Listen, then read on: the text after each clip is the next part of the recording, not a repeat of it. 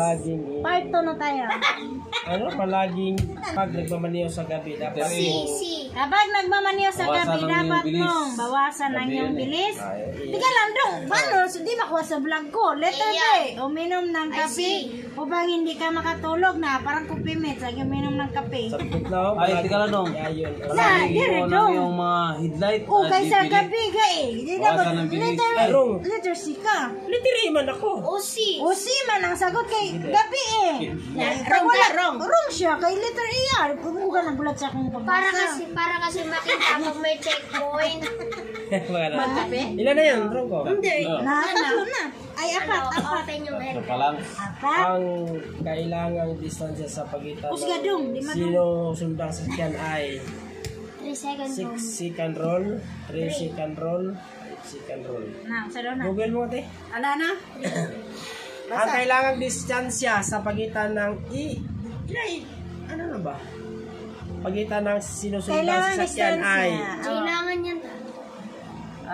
Letter A. Hindi makuha pag ano mo roll. Ayaw eh, kay mga palis. ang sinusundang sasakyan ay Sapat lang na. 3 second roll. Ibig sabihin 3 second roll. Tama nga, 3 second roll. The second roll. Madali lang yun, 3 second roll. Explanation.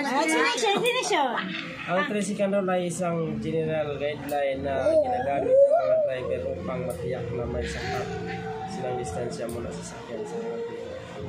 naman na yung music mo. Nay, Kalayo naman. na 3 That's what you call mindset. Sa isang sarandaan interseksyon na walang sinyas trapiko, dalawang sasakyan ang dumarating sa magkabilang kali. Aling sasakyan ang dapat unang magbigay? Ang unang Usgadong. Letter A ang unang dumating. C. Sa isang sarandaan intersection na walang sinyas trapiko, dalawang sasakyan ang dumarating sa magkabilang kalye. Aling sasakyan ang dapat unang magbigay? Dalawa daw sasakyan na ganas, talubong. Group study? Walang sinyas? Yeah. Ang alin ang unang magbigay? Alin daw unang magbigay para sino Yung huli. Ha? Sa dalawang isang daan, na walang sinyas, trapiko, dalawang sasakyan ang dumating sa magkabilang kalye. Ibig sabihin, dito lang, ipa-print ko na to. Ang dapat unang magbigay. Exam ko na to eh. Okay, may score. Mag-uman dyan. Mabuta may score dyan. Tapos yan mo yan, isubmit mo na yan doon. Yan na yung score mo. Huling dumating. Yan na yan, diretso na yan. Yan na yung link. Wala sa trapiko, dalawang sasakyan ang dumarating sa magkabilang kalye. Aling sasakyan ang dapat unang magbigay. Sir, mag-google sila, sir. Group study. Sir, mag-google sila, sir. Kung background music, minat kayo. Yan ba? Sa isang sangandaan daw, intersection. Sangandaan, ano ba yung sangandaan? Diba? Mag-ana X? Mag-X ba? Sangandaan ba? Ang huling dumating. Ang huling dumating ang magbigay. Ay, oo, yung huling dumating. Yan talaga, correct yan. Di ba? Explanation. Explanation. Sa isang intersection na walang ilaw trapiko, ang sasakyan na nauna sa intersection ang siya may karapatan sa daan. Kaya naman, ang nahuling dumating na sasakyan ay dapat magbigay. Tama yun. Ano ang kahulugan ng tuloy-tuloy na guhit na kulay dilaw sa gitna ng kalsada? Maaaring lumusot?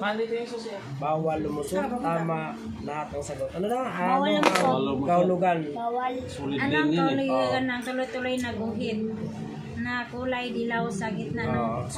Bawal lumusot. Ito na, bawal lumusot ha? Anong kahulugan pala? Bawal ka mong overtake. Di ba, meron dyan sa EDSA? Sa EDSA meron ganyan yung dilaw. Ay, dyan sa MacArthur, di ba? Sabi namin, ano ba natin ang ganda? Pwede ka lang umbertik sa putol-putol. Ganun pala Ang yan. tuloy-tuloy na guhit na kulay dilaw sa gitna ng Sige, kalsada di madung sa vlog. Nagigita mo, pagkakun! Sa mga kalsadang may dalawang o higit pang lanes na parehong direksyon, ito ay mapahiwatig na ang mga motorsiklo. Ano yan? Mas kayo. Sige. Loyay pur, yang ro. At mag-iwan ng sapat na distansya. Pur, baka nang pobre. Ito ang iyong pag-like. Ha? Yun ang iyong... Dagdagan ang iyong bilis. Ito malit na to. Ang pagpilian. Kapag hindi mo nakikita ang mga gulong ng mga sasakyan sa harap mo, ano ang dapat mong gawin? Ilawan. A. Ilawan mo. Bagalan ang takbo at mag-iwan ng sapat na distansya sa sasakyan na iyong sinusundan. Letter E ako. Oh, B. I-on ang iyong fog light. wala namang gabi nito sabi dyan eh. Oh, wala naman. Wala pag nang sabi hindi, ulan. pag hindi mo nakikita daw ang gulong ng sasakyan sa harap mo, anong gagawin mo? Di inaan mo yung takbo mo. Ako na yung mag-explanation. Sige, google natin. Letter E na, yan dong. Sige. Oh, sige. Correct. Oh, di ba correct ako? Ako na mag-Skype. Minsan pag basahin yan. Explanation. Oh, oh. Kapag tanaw mo ang gulong ng sasakyan ng iyong susundan, ang ibig sabihin ay may sapat na Dapat i-video na ko siya. Makita mo na. Ha? Pag makita mo na yung gulong. Sabihin may distansya na. Sapat. Oh, kaya, Iba din yung seminar sa ako eh, Inlex eh. O kaya maihan mo na kaya ang video ka mura. Ang pagkakaroon ng lisansya ay nakakabawas sa pagkakataon na mangyari ang aksidente. Ang isang magandang patakaran ay mag-iwan ng isang lahaba ng sasakyan sa pagitan o di kaya ay Ang pagkakaroon ng distansya ay nakakabawa sa pagkakataon na mangyari ang aksidente. Ang isang magandang patakaran ay mag-iwan ng isang haba ng sasakyan sa pagitan o di kaya ay isang 3 roll. 3 roll. Meron. 3 second Okay na yun roll. kanina eh. Di ba? Wrong. Wrong! Sabi ko, hindi mo inisip eh. Ito lang. Hindi mo inisip eh. Ay. Hindi mo inisip. Basahin mo yung explanation. Kapag may sinusundan ng sasakyan, Para malaman mo bakit ka wrong. mag-iwan ng sapat na distansya ang sasakyan na nagpapabuntot ay Kailangan sapat na oras para huminto kapag biglang tumigil ang sinusundan. Ito ang dahilan kung bakit madaming bansa ang sumusunod sa tusikan sa Pilipinas at Ano ba yung distansya yung tusikan roll? Ano ibig sabihin ng tusikan ko? Dalawang sasakyan naka Baka dalawang sasakyan magkasunod. Hindi. Tusikan doon. Isang haba. Tusikan doon. Isang haba ng sakyan sa pagitan. Dalawang sasakyan. Dalawa lang. Katandaan niya. Sige, tandaan mo daw. Kay Rongkat. Kapag papalapit sa isang baha Gusto basa doon. na lugar at kailangan mong dumaan dito, ano ang dapat mong gawin? Kapag papalapit sa isang baha na lugar at kailangan mong dumaan dito, ano ang dapat mong gawin? Dapat kang maging maggalang at dito sa pagtitig sa sakyan sa harap mo. Palawakin ang layo ng iyong pag-scan sa halos 12 segundo sa kabila ng harap ng iyong sasakyan. Tumingin din sa mga sasakyan sa likod mo upang maging ligtas. Letter C. Ha? Letter C. Kapag papalapit sa isang baha na lugar at kailangan mong dumaan dito, ano ang dapat mong gawin? Magalang? Magalang, wala naman yung Hindi yan. Letter B or letter C. titig sa sakyan sa harap mo. Ay, ito! E! Oy. Palawakin Titig ang sa layo sakyan ng sa harap iyong mo? pag-scan sa halos... Anong scan? Palawakin ang layo ng iyong pag-scan sa halos 12 segundo sa kabila. Letter B yan. Ito, mahirap ito. Google mo kami. Ay, Google na guys. Kapag palapit, Ano, kapag, wait lang kayo mahina, kapag palapit palapit, sa isang baha na lugar. Ako, letter D ako dyan. Palawakin Again, ng letter B layo. rin. na lugar, At kailangan mong dumaan dito. Ano ang dapat mong gawin? B siguro? No? B. Palawakin mong layo ba? Para makita mo. Letter B guys. Letter B. Ano? kapag malapit sa bahan, lugar, kailangan mo ng saan Sabi sabi ko ito. basa na rin. Activity o practice. Kapag malapit sa isang bahan, lugar, Yan. Ipindutin mo yan. Yung blue. ay blue. Ayan. Kapag malapit sa isang bahan, Si, lugar, no? C. Ha? Daw C. Pindutan rin ng C. Kung magmaniho ka sa baha, magmamaniho ng mabagal ng mga C nga kasi yun 2 na to 5 kph upang maiwasan ang pagpasok ng tubig sa iyong tambutso. C? C. Pagpatuloy sa pag... Tumingin din sa mga... Dito, ang tago to magpatuloy sa napakabagal na Liz. Wala man dito lang. Letter C nga yan dong. Saan na yung tanawa? Ako ba? Ayun oh. The correct answer is C. C. Oh. Question ba? Question. Sige ni. Oh, kapag palapit sa isang bahan na lugar, kailangan duman dito. Anong dapat mong gawin? O, di tama yan. Hindi, Letter C. hindi na ako lang. Tumingin din sa mga sasakyan sa likod. Oh, upang kung ang maging explanation, ligtas. Ay, explanation. Shh. Kung magmamaniho ka sa baha, magmaniho ng mabagal, mga 2 to 5 kph upang maiwasan ang pagpasok ng tubig sa iyong tambutso. Yan ang explanation. O, letter C, correct. Oh, bakit wrong? Letter B nga ang answer, oh. Yan lang, ginugol na, mali pa. The correct answer is C. Mali man yung question. Tama?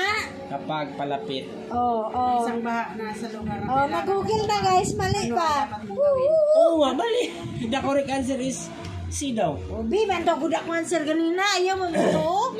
Na, murang din ko ng Google. Ah, guro, ganun kami rin siguro ng mido ah. Iba yung iba Ha? kapag papalapit sa isang baha. Oh. Google tayo rin, mat na po, namang gi-google. Sabang pa rin. Kailangan mo Sa kabila. Ay, Lord Jesus. Tanong ba ng tanong? Kailangan dyan guys, mag-aral. Lesson learned. Dapat mag-aral ka Tapos, kasi. ano ma-explain? minsan, Bakit iba yung answer, oh? Number, sa A nila, tanong mo sa A. Baka di ba di ba Dalawa kasi yan. oh na. Yung ano dyan, yung pangalaw, basahin niyo muna kasi yung tanong bago kayo maghanap. Palitan mo. Tama nga yung tanong. Okay na yan. Lima na. Okay ba? 540 man yan. Hindi ka kapasado. Hindi ka kapasado. Pagsak ka kay Ulit. niya, pila na. Ulit, di naman na pwede ulit. Ulit eh. Sabi? Oo. Pag di ka makapasa, ulit-ulitin Oh, lang yun. sige, ulit ka. Balik ka. Ano ang ulit. ibig sabihin ulit natin. ng Dapat building sinulat mo na. palaso? O kaya nga, ulitin pala eh. Ha? Dapat Matapusin mo natin. tandaan mo na yun. Ano ang ibig sabihin ng Di mo i-submit. ano ang ibig sabihin ng submit building na na, palaso? diretso. Araw. Ayun, di mo muna i-submit. Cancel mo muna. Hindi, nakasubmit na diretso ang answer. Ano ang ibig sabihin Answer ng mo. building Oo, palaso? submit na Palaso, anong nakalagay. palaso? Ibig sabihin palaso? yung ano ba yung Aro? aro Palaso, aro araw. na ilaw. Oh, di ba? Mana, nadiri pa ganon. Oh, Ano ang ibig palasan sabihin na ng yan. building palaso, araw? Hindi pinayagan ng Hindi, pagpasok dito sa ka. intersection. Tulad sa Yan Oh, na. ano mo day? Ano ibig sabihin ng birding palaso? Ito, ibihan sila. Ano ang ibig sabihin ng birding palaso? dito si nagpapaitulot sa pagtawid ng mga Ang birding tao. palaso ay hudyat para ikaw ay kumanan o kumaliwa. Depende kung saan direksyon ka Ito, nakatuon. nagpapatulong ang tulog sa mga sasakyan. Ay, Kaya ano, Na oh, yan na, letter B, letter B. hindi nga. Nagpapahintulot sa mga sasakyan. O, kasi, Hindi ka kumanan, mali. letter B daw. Palaso. Basta green, wag lang yung pula. Oh, letter B nga, letter B. Correct. Oh, correct kayo. Google na good na. Ito, Pero mali ibig kanina. sabihin ng building palaso, ito ay ilaw, tapos ay nagpapahintulot. Ayan. See you on part 3. Ako yan. Bye-bye. 22 na oh!